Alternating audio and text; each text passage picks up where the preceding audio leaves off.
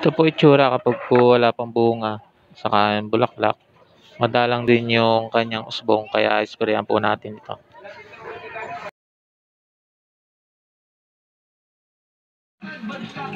Ang timpla naman po nito isang takip lang nitong bote sa isang 16 liter ng tubig.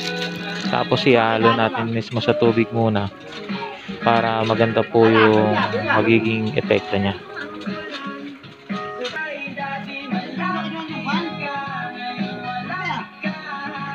Sa kalahati naman po ng takip kung ang ating sprayer is 25 liters ang karga.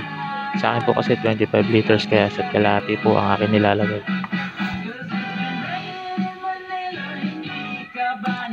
Haluan po natin liquid detergent para naman po mas maganda yung maging kapit niya sa dahon mismo ng ating mga halaman.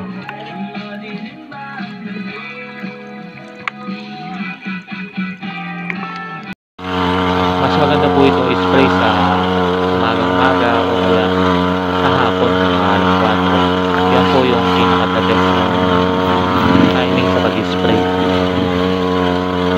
Basta yun lang po tatamaan ng laman, huwag po yung mga damo kasi lahat po kasi natamaan ito lumalaki saka nagsusuwi po talaga. Makalipas po yung 10 araw, ito na po halos yung nagiging bunga niya saka yung mga suwi niya marami na rin po sa kabulaklak.